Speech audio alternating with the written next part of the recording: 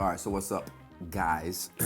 Today I want to talk about something called a gimbal. I've had this gimbal literally from maybe like a week. I want to take tools that we use every day, that I use personally every day, and basically turn it into a life lesson. The first 2 days of having this bad boy, it tested all my patience. The purpose of a gimbal, it allows the filmer to get smoother footage. You can get different type of angles with it being a smoother, cleaner look. I personally got this because a lot of my footage was shaky. It was like, like turbulence on a plane. Nobody wants to look at a shaking image or shaking video. It's just not aesthetically pleasing. So I bought a gimbal. Actually, before I bought the gimbal, I was going through my research process, and a buddy of mine, a coworker of mine, told me to try out the Weebill-S. So a little plug, this is not a paid ad. I've used the Ronin S before. I haven't used the new Ronin, but I will say after a week, and really after 2 days of having this, the motions felt really fluid. It felt really easy. It was so much lighter, probably like at least 2 times, maybe even 3 times lighter than the Ronin S. And it just made shooting for longer times a whole lot more convenient. I would really highly recommend this. It's actually cheaper than the Ronin. I believe this retail price goes for this on the screen. I'll put it somewhere over here. But yeah, check it out. When I first got this bad boy, it tested my patience. A gimbal has to be balanced, okay? In order for the motors inside to work properly without too much stress and strain on the actual gimbal itself, you have to balance it out. Let me tell you about the process of balancing a gimbal. If you don't have patience, you might want to just take this and literally like throw it out the window. Bro, what are you talking about, man? This thing is so finicky. In either direction, you can have it. Actually, I have taken a picture of the settings in its proper like balance form. Even when you have everything lined up correctly, it will still like one thing off, just barely a little bit off, and the thing goes out of whack, right? Recently, I've been thinking about relationships and insecurities, personal insecurities, right? Men and women, they both have expectations, right? That either the world places on them, their family places on them.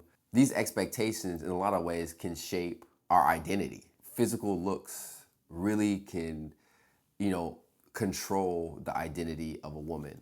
For a man, it's financial stability and providing for himself and others. If those things aren't where they need to be, in a lot of ways, society tells us that you're not valuable, you're not. It's just not worth it! And behind closed doors, those insecurities start to create self-doubt.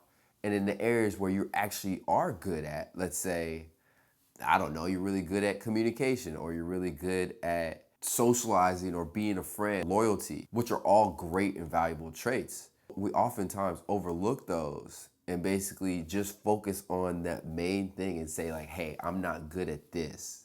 And so therefore my worth and value is, I don't feel worthy or I don't feel valuable. Right now, this is how I want my gimbal to be actually set up. But let's say that it's out of balance, right? Let's just say for conversation's sake, let's take the whole topic of insecurity. Somebody tells you that you don't look pretty. You gotta delete that picture. Or you're not where you're supposed to be financially. And so he's got some relatives called broke ass. And I don't have the time of day for you. It ruins you to the point to where the next relationship that you begin to start, you overcompensate. So by overcompensating, right, you get out of balance. And you may not know you're out of balance. All you know is that you're trying to protect yourself from getting hurt. So you try to control the situation. Oftentimes, we're not like, hey, bud, at least especially men, hey, buddy, bro, I need some advice. Most people are like, hey, don't tell me what to do. I got this. I'm gonna take care of myself, and I'm not gonna let nobody hurt me, right? So accountability is really not present. It's not there. They overcompensate and they're like, hey, I'm not gonna let nobody hurt me, super closed off. But truthfully, you're out of balance. And maybe you might need somebody to come in and keep you accountable, right? This thing has taught me so much just in 2 days. The patience that it takes in order to get this thing balanced, at least for me, it required a lot of patience because there was a little bit of a learning curve. I never had a gimbal before. And even now, like after having it for a week and literally keeping it by my side, taking it everywhere I go, I basically pretty much sleep with this. A coworker of mine actually helped me out and helped me balance it. He's been working in video for like 13 plus years and he's used a gimbal before. At first, I'm going throughout this process. I'm like, I wanna learn, I wanna, trial by error. I wanna get my hands dirty and actually figure out what it is so I can rely and do it on my own. I don't have to rely on somebody else to help me out, right? It got to a point to where literally like all day I couldn't get this thing figured out. And eventually I asked my coworker, I was like, hey man, can you help me out? That one simple question changed the game. And that's what I really want to talk about. A lot of times in life, we think we know what's best. But truthfully, at the end of the day, we really don't. It takes admitting that you don't know what you're doing in order to get where you eventually want to go.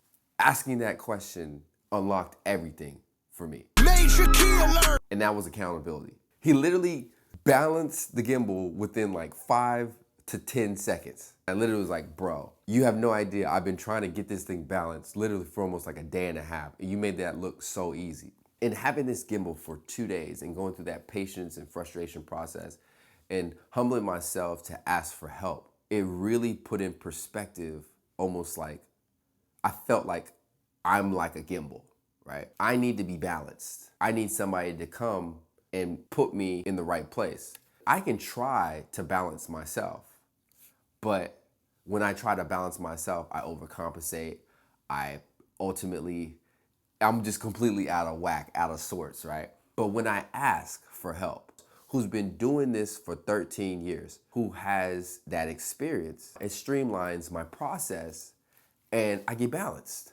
It really made me think about my own personal walk with Jesus Christ. Am I asking him, am I humbling myself to allow him to keep me accountable and allow other people in my life who have that experience to keep me accountable and help balance me out? This little thing has really taught me a lot. I love this thing, the Weebill-S. To me, the thing that gets me so attached to this tool is how it helped teach me a very valuable lesson about life.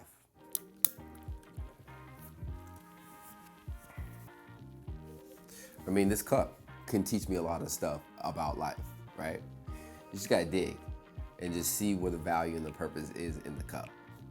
Hey guys, if you like this content and you learned something or it made you feel a specific type of way, hey, go ahead and leave a comment in the comments, right?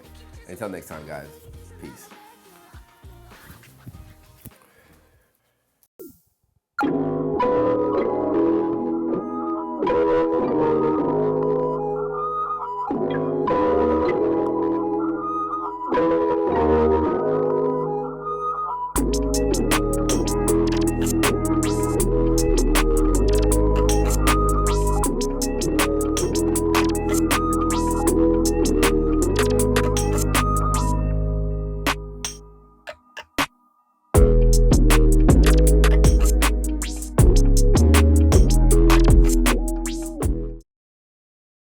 Do you really need a script? I feel like you need a script.